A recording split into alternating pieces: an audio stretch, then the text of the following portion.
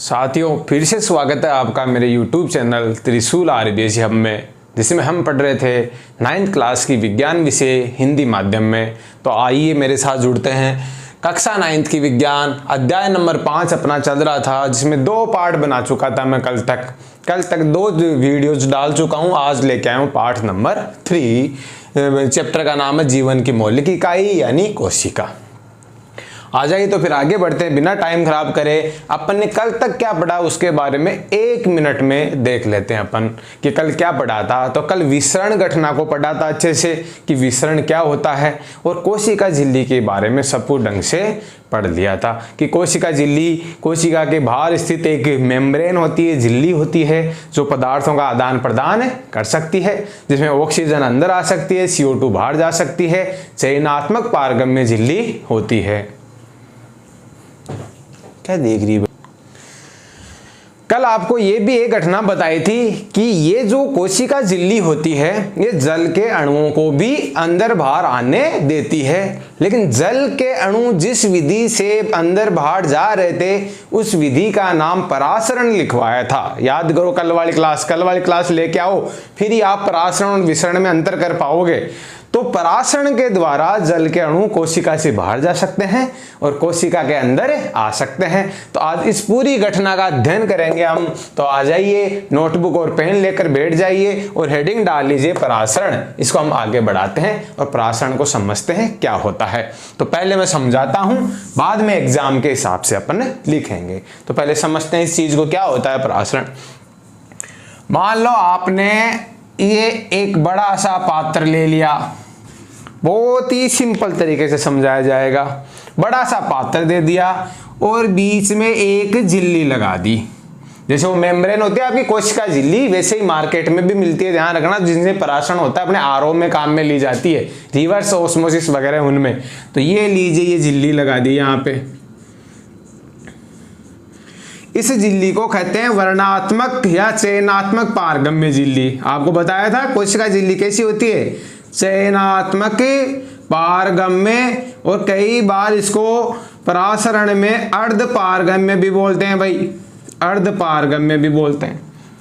क्या बोलते हैं? अर्ध का पारगम्य। अर्ध पारगम्य का मतलब होता है मोटे कणों को नहीं जाने देता है, पतले छोटे बारीक कणों को जाने देता है। जैसे जल के अणुओं को तो जाने देता है बट नमक को नहीं जाने देता। मतलब ऐसा सोच के चलो कि कौन सी झिल्ली है, अर्ध पारगम्य झिल्ली है ये। क्या है? झिल्ली। तो बस अब समझते हैं इसको। अब मैंने इधर 2 विलयन बढ़ दिए। विलयन समझ में आ गया होगा, पहले चैप्टर में पढ़ दिया। विलयन क्या होता है? मान लो पानी है, पानी के अंदर आपने नमक घोल दिया तो क्या बन गया? विलयन। तो 2 विलयन घोल दिए भाई। ये लो, मैंने पहले इधर पानी घोला है, ये विलयन,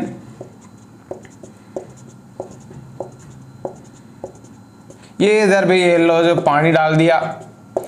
ये ब्लैक कलर वाला ये क्या है? पानी। अब मैंने अभी तो पानी डाला है, अब से इसको विलयन बनाना तो इसमें नमक और घोल दिया। ये लीजिए,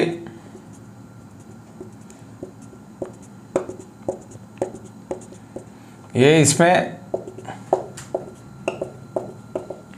अब आप इसको अच्छे से देख पा रहे होंगे कि जो विलयन बनाए हैं मैंने, इधर तो पानी में नमक बहुत ज्यादा घोला है मैंने, और इधर पानी में नमक कम घोला है। ध्यान से सुनना एक एक बात को। 2 विलयन है, विलयन 1, विलयन 2। इधर नमक ज्यादा घुला हुआ है, इधर नमक कम घुला हुआ है। तो डिटेल में आप 1-2 बात बोल सकते हो। क्या बता सकते हो कि इधर वाले विलयन में क्या है? पानी ज्यादा। सही बात है, नमक कम घोला है तो पानी की मात्रा क्या हो गई? रेशियो क्या हो गया? रेशियो देख लो, एक तरीके से ज्यादा हो गया। और इधर नमक क्या है? कम। ओके। और इधर जाके सिचुएशन देखूं तो क्या है? इधर नमक ज्यादा घोल दिया तो अपने आप पानी का रेशियो क्या हो गया? पानी कम पड़ गया और नमक क्या हो चुका है? ज्यादा। ध्यान देना भाई, तो ये बात समझ में आ गई इजीली। अब इन विलयनों को टेक्निकल भाषा में क्या बोलूंगा, इसकी सांद्रता ज्यादा है। क्या बोलूंगा, सांद्रता ज्यादा है और इसकी सांद्रता कम है, यानी ये ज्यादा सांद्रित विलयन है, ये कम सांद्रित विलयन है। ज्यादा सांद्रित विलयन का मतलब समझ लो भाई, जिसमें विलय ज्यादा घुला हुआ हो। विलायक तो यहाँ पानी है और विलय यहाँ पे नमक है, तो यहाँ पे विलय ज्यादा घुला हुआ हो, सोल्यूट ज्यादा घुला हुआ हो, तो क्या हो जाएगा तुम्हारा, नमक ज्यादा है, तो ये अति सांद्रित विलयन यानी ज्यादा सांद्रित विलयन है। और ये क्या है, कम सांद्रित विलयन। तो टेक्निकल वर्ड्स भी याद होने चाहिए। तो यहां मैं लिखूं विलयन की सांद्रता ज्यादा, यहां से 4-5 चीजें यहीं से समझ में आ जाएगी। विलयन की सांद्रता क्या है, ज्यादा, और इधर विलयन की सांद्रता क्या है, विलयन की सांद्रता कम है। तो इसको ऐसे टेक्निकली बोल दूं तो इसको बोल सकते हैं सांद्रित विलयन। और इसकी तुलना में वो कैसा विलयन है, तनु विलयन। ऐसे 2-3 वर्ड आते रहेंगे, पहले भी समझा रखें। तो देखिए भाई, इधर वाले में नमक ज्यादा, तो नमक ज्यादा है, पानी कम हो गया तो नमक ज्यादा है, तो ऐसे विलयनों को बोलते हैं विलयन की सांद्रता ज्यादा है। सांद्रता ज्यादा है तो ऐसे विलयन को क्या बोल देते हैं, सांद्रित विलयन। अभी अपन टेक्निकली बातें कर रहे हैं। इधर पानी ज्यादा है, नमक कम है, तो विलयन की सांद्रता कम बोलेंगे, या इसको बोल देंगे तनु विलयन, मतलब पतला विलयन, जिसमें विलायक ज्यादा होता है। क्या ज्यादा होता है, विलायक, मतलब पानी ज्यादा होता है। अब एक टेक्निकल वर्ड और सुनो, यदि तुम्हें कोई पूछे पानी की सांद्रता किधर ज्यादा है, तो बोलो पानी किधर ज्यादा है, इधर। तो इस विलयन को मैं ऐसे भी लिख सकता हूं, यहां पानी की क्या सांद्रता है, उच्च सांद्रता। ये भी बात सही है। विलयन की सांद्रता की बात करूं तो ये विलयन ज्यादा सांद्रित है। बस पानी की सांद्रता देखूं, यानी पानी की मात्रा देखूं, तो ये इधर वाला विलयन पानी की सांद्रता ज्यादा है, और इधर क्या है, पानी की सांद्रता कम। ये लीजिए, समझ में आ गई बात इतनी सी। इन चीजों से अपन इतने विलयन पढ़ लेंगे, क्या क्या समझ लेंगे, और ये तुम लोग भी रब कॉपी में बना के इसको सीखना ढंग से, क्योंकि ये आपका इतना सिलेबस में नहीं आएगा, लेकिन इससे संबंधित 5-6 परिभाषाएं हैं आगे।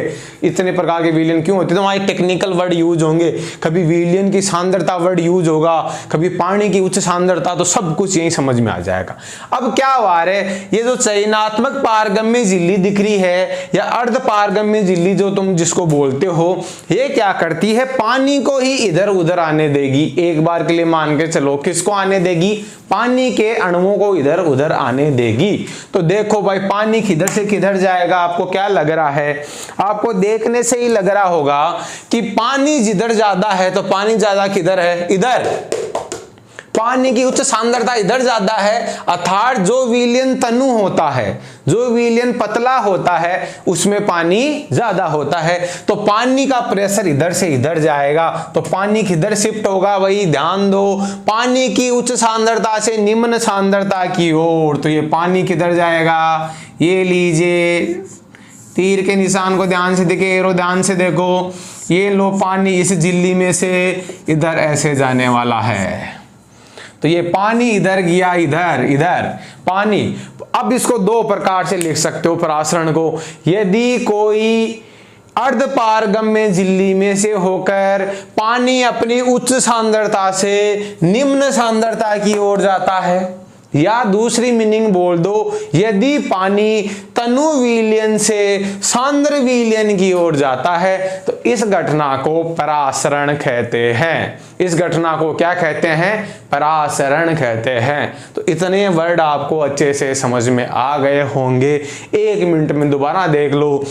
2 विलयन बनाए, इधर वाला। इस विलयन में पानी ज्यादा है, तो पानी की उच्च सांद्रता हो गई, नमक कम है, अतः विलयन की सांद्रता कम मानी जाएगी। पानी की सांद्रता उच्च, तो विलयन की सांद्रता निम्न, तो ऐसे विलयनों को तनु विलयन बोलते हैं। या ऐसे याद कर लो, जहां पानी ज्यादा होगा वो विलयन तनु होगा। तो ये तनु विलयन हो गया। इधर वाला विलयन में नमक ज्यादा डाल दिया, तो पानी की सांद्रता कम हो गई, तो पानी कम हो गया तो पानी की सांद्रता क्या हो चुकी है, कम हो चुकी है। तो ऐसा विलयन, पानी कम नमक ज्यादा हो चुका है तो अब गाढ़ा हो चुका है विलयन, तो ऐसे विलयन को सांद्रित विलयन बोलते हैं या उच्च सांद्रता का विलयन बोलते हैं। तो ये कौन सा विलयन हो गया, सांद्रित विलयन या सांद्रता। विलयन की सांद्रता क्या है, ज्यादा है, बट पानी की सांद्रता क्या है, कम। वर्डों पे ध्यान देना। अब जैसे आप अर्धपारगम्य झिल्ली बीच में लगाओगे, ये नमक के अणुओं को तो मना कर देगी जाने के लिए, तो किसको लागू है, पानी को। तो पानी जिधर से ज्यादा पानी है कम पानी की ओर जाएगा।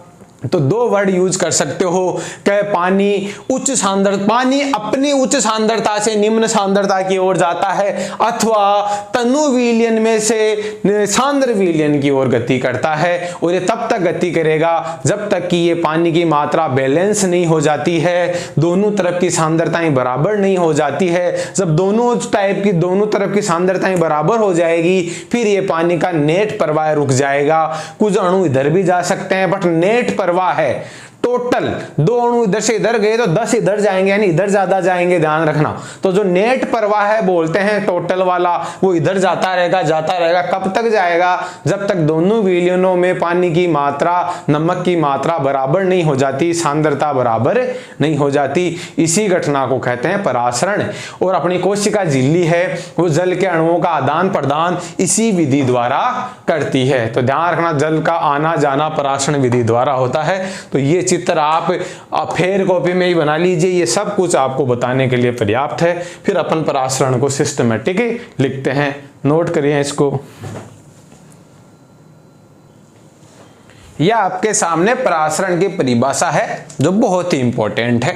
देखो जैसा आपने पढ़ाया था वो कि वही है, जब जल के अणु अपनी उच्च सांद्रता से, बस जहां ज्यादा पानी ज्यादा है वो उच्च सांद्रता से, लेकिन उस विलयन को क्या बोलेंगे, तनु विलयन। ध्यान रखना, जब पानी ज्यादा है तो विलयन पतला हो जाएगा तो तनु विलयन बोलेंगे, है ना, रिवर्स याद रखना। तो तनु विलयन से निम्न सांद्रता यानी सांद्र विलयन की ओर चयनात्मक पारगम्य झिल्ली, कौन सी झिल्ली होती है, चयनात्मक, या एक नया नाम है अर्ध पारगम्य झिल्ली से होकर प्रवाहित होता है। तो इस घटना को परासरण कहते हैं। ये बहुत ही इंपॉर्टेंट है, आपके 9th क्या हर जगह ही, या आपकी 12th केमिस्ट्री में पहले चैप्टर में भी यही है। 12th क्लास की केमिस्ट्री में पहला चैप्टर है विलयन, वहां पे परासरण और परासरण दाब फेमस पर्सन है, तो आपका बेस बनाने का काम है यहाँ पे। तो जब जल के अणु अपनी उच्च सांद्रता से निम्न सांद्रता की ओर किसी अर्धपारगम्य झिल्ली से होकर प्रवाहित होते हैं तो इस घटना को परासरण कहते हैं। अथवा जब जल के अणु तनु विलयन से सांद्र विलयन की ओर अर्धपारगम्य झिल्ली से प्रवाहित होते हैं तो इस घटना को परासरण कहते हैं। तो परासरण आपको याद हो गया होगा, अब आप इसको नोट कर लीजिए। अब आ जाइए, यदि आपने परासरण को समझ लिया है तो इन तीनों चीजों को समझने में जोर नहीं आएगा, बट बहुत ज्यादा इंपॉर्टेंट है। इनके बिना चैप्टर की कल्पना नहीं हो सकती, इसकी बहुत सारे क्वेश्चन आएंगे यहां से। तो देखो क्या लिखा है मैंने, पहले समझते हैं, इन तीनों को वैसे ही समझना पड़ेगा। परासरण दाब के आधार पर विलयन के प्रकार, ऊपर वाली लाइन को ज्यादा मत देखो, परासरण दाब वो 12th का विषय है, बस ऐसा याद रखो 3 प्रकार के विलयन होते हैं पानी के आने जाने के हिसाब से। कितने प्रकार के विलयन होते हैं, 3 प्रकार के। कौन कौन से होते हैं भाई, नाम याद करो। आज शुरुआत करते हैं। अति परासरी विलयन, हाइपरटोनिक सॉल्यूशन, इंग्लिश याद करो तो करो वरना मत करो। अति परासरी, अल्प परासरी, सम परासरी, 3 नाम हो गए। अति परासरी, अल्प परासरी, सम परासरी क्या होते हैं, एक एक को समझाते हैं। पहले की बात करते हैं। पहला कौन है, अति परासरी। अति परासरी बहुत ही आसान है समझना इसको। ये लीजिए, एक पात्र लिया तुमने, पात्र ले लिया, इसमें एक कोशिका डाल दी, ये लो एक कोशिका। अब कोशिका से रिलेट करके समझेंगे इन चीजों को। तो एक कोशिका डाल दी, ये इसका केंद्रक है मान लो, और इसके अंदर क्या भरा रहता है, ये जीव द्रव्य वगैरह भरा रहता है, इसका कोशिका द्रव्य भरा रहता है। अब इधर बाहर तुमने कोई सॉल्यूशन भरा है तुम्हारी तरफ से यहाँ इस बर्तन में, और ये जो सॉल्यूशन भरा है ये मैंने बाहर इधर क्या भर दिया है, सॉल्यूशन। ये विलयन भर दिया, ध्यान से सुनना, ये विलयन भर दिया। अब ये विलयन है ना, ये मैंने भर दिया सांद्रित, कैसा विलयन बढ़ दिया है? सांद्रित। सांद्रित का कैसे पता चलेगा? तो इसकी तुलना में जो कोशिका के अंदर जो द्रव है उससे थोड़ा गाढ़ा बढ़ दो, उससे थोड़ा क्या है? गाढ़ा यानी सांद्रित। तो कोशिका वाला इसकी तुलना में कैसा हो चुका है? तनु, ध्यान रखना। तो कोशिका के अंदर है ये वाला, ये कैसा हो चुका है? तनु विलयन हो चुका है। और ये जो है बाहर, ये कौन सा विलयन हो चुका है? सांद्रित विलयन। तो पानी ज्यादा किधर है? अभी पीछे ही बताया, जो तनु होता है यहां पे क्या होता है? पानी ज्यादा। और जो सांद्रित विलयन होता है उसमें पानी क्या होता है? कम। ठीक है, कुल मिला के ऐसा मान लो कोशिका के अंदर साल्ट वगैरह घुरे हुए हैं, उस साल्ट से ज्यादा साल्ट घोला हुआ विलयन तुमने बाहर की तरफ डाल दिया कोशिका, और कोशिका को उसमें डाल दिया। अब क्या होने वाला है? तो परासरण में तुमने समझ लिया क्या होने वाला है। पानी जिधर ज्यादा किधर है? कोशिका के अंदर पानी ज्यादा है और बाहर पानी क्या है? कम। तो पानी किधर से किधर आएगा? कोशिका के अंदर वाला जो वाटर है ना, इसके अंदर जो पानी घुला हुआ है वो कहां आने लग जाएगा? बाहर आने लग जाएगा। तो ऐसे पानी बाहर की तरफ आने लग जाएगा। ये तीर के निशान देख लो, एरो। तो ये है तुम्हारा जल या पानी, या मैं लिख दूं H2O। H2O किधर आने लग जाएगा? बाहर। तो ऐसी स्थिति में ये जब बाहर वाला विलयन ज्यादा सांद्रित होता है, और इसी विलयन को कहते हैं अति पराशरी विलयन। याद कर लो, अति यानी ज्यादा, पराशरी विलयन। तो ध्यान रखो, जब भी कोशिका से ज्यादा सांद्रित विलयन होगा, कोशिका वाला जो विलयन है, कोशिका के अंदर जो पानी होता है वो विलयन के रूप में होता है, उससे ज्यादा सांद्रित विलयन ले लिया। सांद्रित विलयन का मतलब है गाढ़ा विलयन ले लिया, गाढ़ा विलयन का मतलब है पानी कम है। तो ऐसा विलयन अति पराशरी विलयन होता है। और यहां से खूब सारे प्रश्न आएंगे। यदि किसी कोशिका को अति पराशरी विलयन में रख दिया जाए तो क्या होगा? तो आप बस इमेजिन करना है, अति पराशरी विलयन में रखा, अति पराशरी विलयन मतलब ज्यादा सांद्रित विलयन। ज्यादा सांद्रित विलयन का मतलब कोशिका का पानी बाहर की तरफ निकलेगा, और कोशिका का पानी बाहर जाएगा तो कोशिका सिकुड़ने लग जाएगी। कैसी हो जाएगी? श्रिंक हो जाएगी, सिकुड़ जाएगी। ये क्वेश्चन आते हैं 9th क्लास से लेकर 12th क्लास तक कि यदि किसी कोशिका को अति पराशरी विलयन में रख दिया जाए तो क्या घटना घटित होगी? तो यदि किसी कोशिका को अति पराशरी विलयन में रख दिया जाए तो कोशिका में स्थित जो कोशिका द्रव्य का जल है वो विलयन की ओर, बाहर की ओर निकलने लग जाएगा, और कोशिका धीरे धीरे सिकुड़ जाएगी। तो बहुत ही शानदार एग्जाम्पल है ये। तो ऐसे जो ये बाहर वाला विलयन है, जो ज्यादा गाढ़ा विलयन है, उसको कौन सा विलयन बोलते हैं? अति पराशरी विलयन। याद हो जाएगा, अति पराशरी विलयन। एक चीज तो आपके समझ में आ गई। अब दूसरी समझते हैं। यदि ये समझ में आ गई तो तीनों बस खत्म है। फिर तो दूसरा क्या है? अल्प पराशरी। अल्प पराशरी तो बस नाम से पता चल रहा है। अति पराशरी नहीं, अल्प पराशरी है। तो इसका डायग्राम कैसे बनाऊंगा यहां ही समझा देता हूं। ये कोई पात्र लिया है, यहां आपने कोशिका रखी है, ये केंद्रक है, यहाँ पे ये कोशिका का खुद का विलयन है, और ये आपने एक बाहर विलयन भर दिया। बाहर वाला विलयन अब की बार उल्टा भर दो, उल्टा भर दो। ये बाहर का विलयन भर दिया। अब की बार अल्प पराशरी का मतलब है कोशिका वाले से कम गाढ़ा भरो। कोशिका वाले से कम गाढ़ा का मतलब अब की बार तनु विलयन भरो। तनु विलयन का मतलब होता है पतला, मतलब पानी क्या हो जाएगा? अब की बार ज्यादा हो जाएगा बाहर। और अंदर का क्या हालचाल है? अंदर अब की बार सांद्रित विलयन हो जाएगा। कैसा विलयन हो जाएगा? दोनों चीजें कंपेरेटिवली चलती हैं भाई।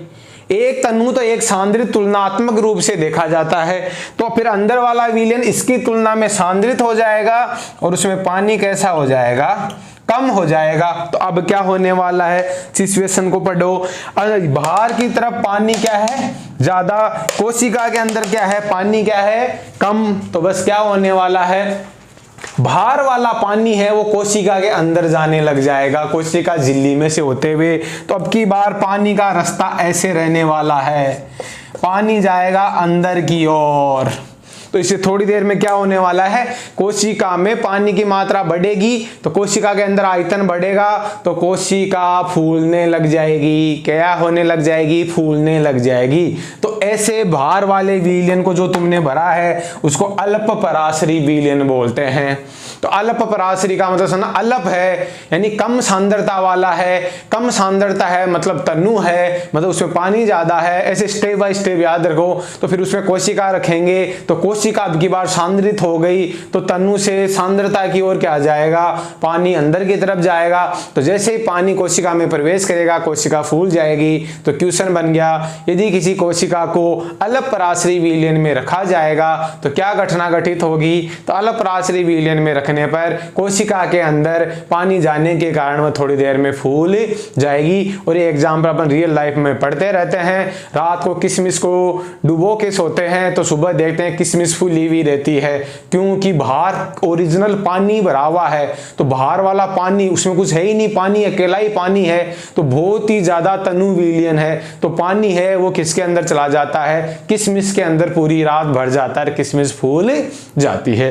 तो ये वाले एग्जाम्पल समपराशरी, और अब ये दो एग्जाम्पल पूरे हो गए आपके, अति पराशरी और अल्प पराशरी। इसके तो नाम से समझ में आ जाएगा समपराशरी, समान परासरण वाला।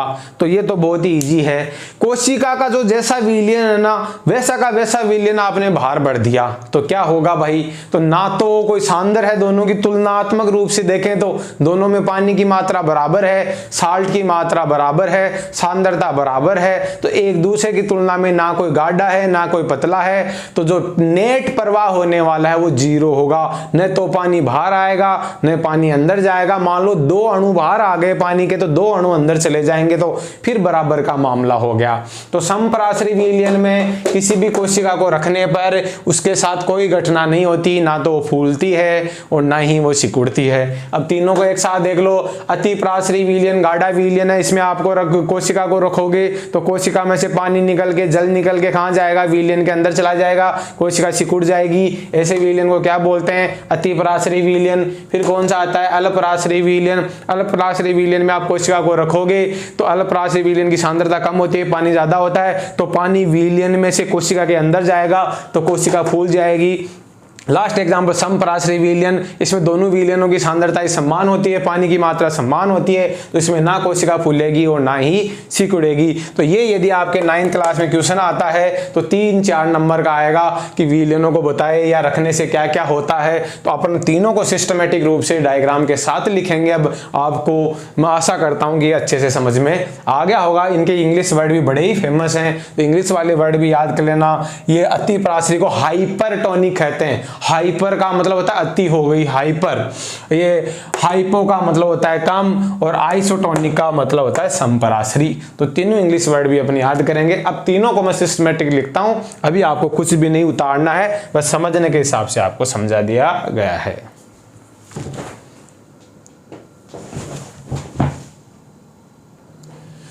आ जाइए भाई, मैंने विलयन में प्रकार में अति पराशरी विलयन को बहुत ही अच्छी तरीके से विथ डायग्राम लिख दिया है, जो तुम्हें पढ़ते ही याद हो जाएगा। सब कुछ यहीं से कुछ भी आए तुरंत सॉल्व हो जाएगा। देखो, अति पराशरी विलयन हाइपरटोनिक सॉल्यूशन, यदि कोशिका के बाहर वाला विलयन अंदर के विलयन से अधिक सांद्र है, बाहर वाला सांद्र होना चाहिए, तो जल परासरण द्वारा कोशिका से बाहर निकलता है। ऐसे विलयन को अति पराशरी विलयन कहते हैं। कोशिका को अति पराशरी विलयन में रखने पर कोशिका का जल बाहर निकलने के कारण कोशिका सिकुड़ जाती है। सब भी अपने आप में प्रश्न है, 2 प्रश्न है यहाँ से।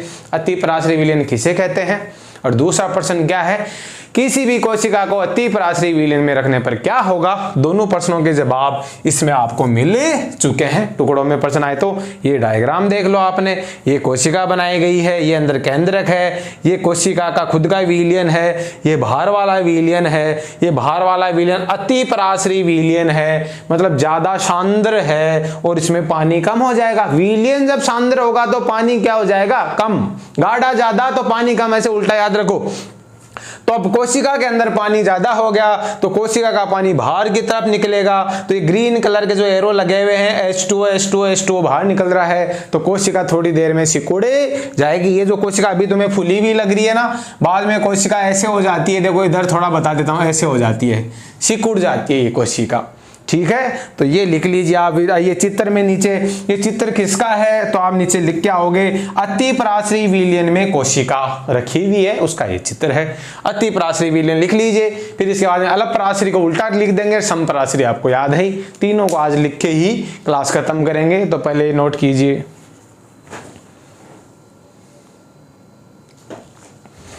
दूसरा लिख दिया है मैंने, अल्पपराश्रयी विलयन हाइपोटोनिक सॉल्यूशन। उल्टा देख लो, बहुत ही आसान है। जब कोशिका के भार वाला विलयन कैसा होता है, तनु होता है, अर्थात भार पानी क्या हो जाएगा, ज्यादा। यदि विलयन तनु तो पानी ज्यादा हो जाएगा, तो पानी कोशिका के अंदर जाता है, भार पानी ज्यादा है, कोशिका के अंदर पानी कम है तो ज्यादा से कम की ओर जाएगा, मतलब कोशिका के अंदर घुस जाएगा पानी। ऐसे विलयन को अल्पपराश्रयी विलयन कहते हैं। अल्पपराश्रयी विलयन में किसी कोशिका को रखने पर पानी अंदर जाने के कारण वह फूल जाती है। क्या हो जाती है? फूल जाती है।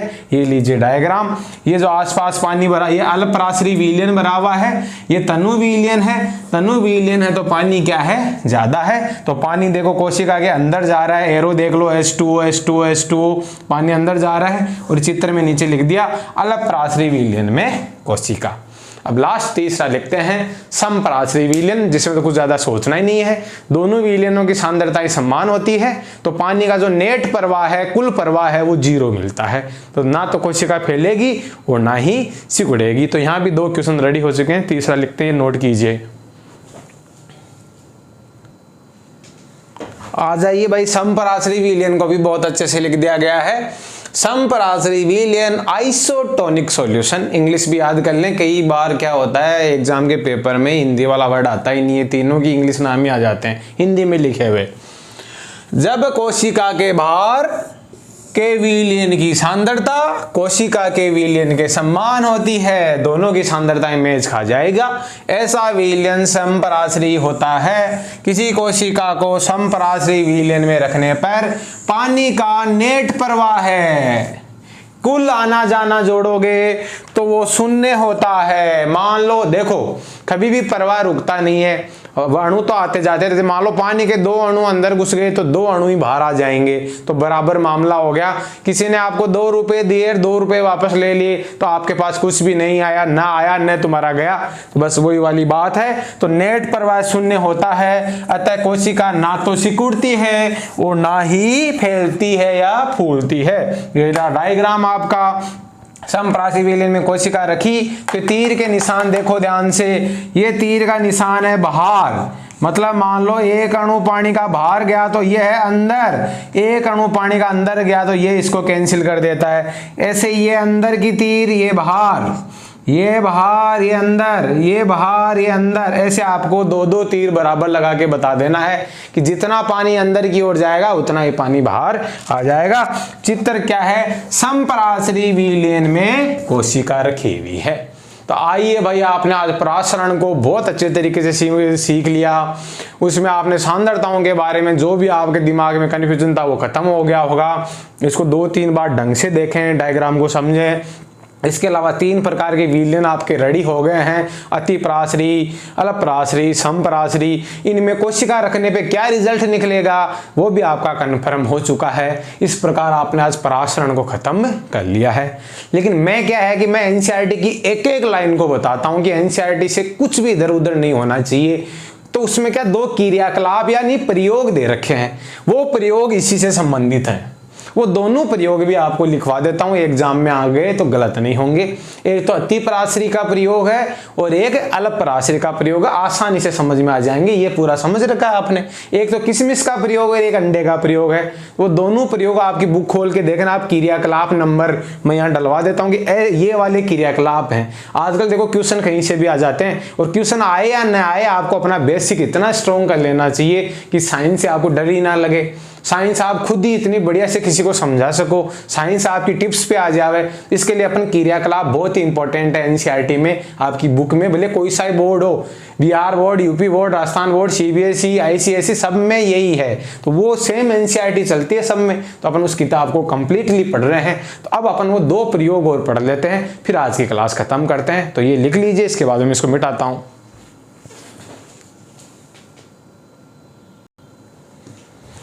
आ जाइए परासरण के जो क्रियाकलाप है वो पढ़ते हैं। पहले समझा देता हूं, 1 मिनट लगेगी, लिखने में भी ज्यादा टाइम नहीं लगेगा।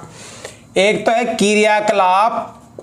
क्रियाकलाप 5.3 यानी प्रयोग है, ये आपके बुक में देख लो। और एक है क्रियाकलाप 5.4, कुछ खास नहीं है, मतलब यदि परासरण समझ लिया तो बहुत अच्छा है। ये क्रियाकलाप 5.3 में क्या बोल रहा है ये समझते हैं। एक अंडा लेना है, अंडा, एग, अंडा लिया, उसके साथ अपन परासरण वाला प्रयोग करेंगे। तो कैसे करेंगे, देखो पहले अंडे के ऊपर एक सख्त कवच आता है, ठोस कवर आता है, वो कैल्शियम कार्बोनेट का बना हुआ होता है। किसका बना हुआ होता है, कैल्शियम कार्बोनेट। यदि उसके सहित आपने प्रयोग किया तो आपका प्रयोग सफल नहीं होगा, क्योंकि वो बाहर वाली परत है वो झिल्ली नहीं है, ध्यान रखना। तो पहले आपने अंडा लिया है, इस अंडे का ये कवर है, ये हटाना है। तो कवर हटाना है, तो सर कवर हटाएंगे तो अंडा टूट जाएगा। तो इसका हटाने का एक तरीका होता है भाई, एक पात्र ले लेते हैं, पात्र के अंदर तन्नु हाइड्रोक्लोरिक अम्ल ले लेते हैं, HCl एसिड आता है, उसको तन्नु कर लेते हैं, मतलब थोड़ा हल्का कर लेते हैं, पानी मिला देते हैं उसमें। तो तन्नु HCl अम्ल ले लेते हैं और उसमें अंडा थोड़ी देर के लिए रख देते हैं। तो वो कवच है ना ऊपर वाला व्हाइट वाला कवर, वो तो पिघल जाएगा। फिर जो अंडा बचा है उसको सावधानी से, उसके ऊपर झिल्ली रहती है, ध्यान रखना, अंडा रहता है अंदर तो लिक्विड सा रहता है, यहाँ वो झिल्ली रहती है, यही होती है वो तुम्हारी झिल्ली, इसी से परासरण होने वाला है। अब इस अंडे को क्या किया, 2 जगह रखना है तुम्हें। एक तो शुद्ध पानी में रख दिया, किस में रख दिया, शुद्ध पानी में। तो यदि यहाँ पानी है, बाहर शुद्ध पानी है, शुद्ध पानी, तो ये कौन सा विलयन की तरह काम करेगा, तनु विलयन। तनु विलयन का मतलब क्या है, अल्प पराशरी, पानी पानी है बाहर और तो कोई है ही नहीं। तो ये पानी है, वो कहां जाएगा, अंडे के अंदर। तो अंडा क्या हो जाएगा, थोड़ी देर में फैल जाएगा। 5-4 मिनट वेट करना है। ये घटना इंस्टेंट नहीं होती है, तुरंत नहीं होती है। परासरण की विधि धीरे धीरे होती है। झिल्ली जल के अणुओं को अंदर की ओर लेगी, इसमें टाइम लगता है। तो 5-7 मिनट बाद में ये अंडा कैसा हो जाएगा, ये इतना था तो अंडा थोड़ा क्या हो जाएगा, बड़ा हो जाएगा। अब भले इसी अंडे को ले लो और नमक वाले पानी में रख दो भाई, खूब सारा नमक घोला और उस पानी में रख दिया इस अंडे को, तो यहाँ अब की बार नमक ज्यादा घोल दिया है, तो ये कौन सा विलयन बन जाएगा, अति पराशरी, सांद्र विलयन। इधर पानी कम हो जाएगा, नमक ज्यादा घोल दिया है आपने, तो अब की बार पानी, कोशिका का पानी बाहर निकलेगा, ऐसे कोशिका वाला, वो आपको बता दिया अलग पराशरी अति पराशरी में क्या होता है। तो ये अंडा वापस से थोड़ी देर में क्या हो जाएगा, सिकुड़ जाएगा।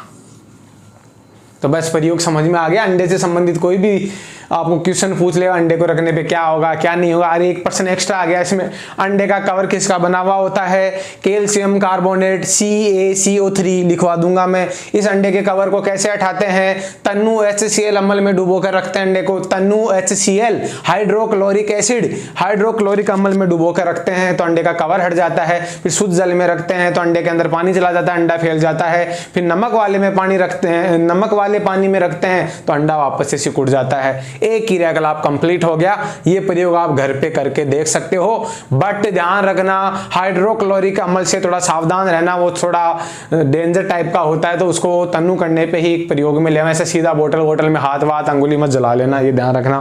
फिर अगला प्रयोग क्या है, किशमिश वाला, वो बता चुका है।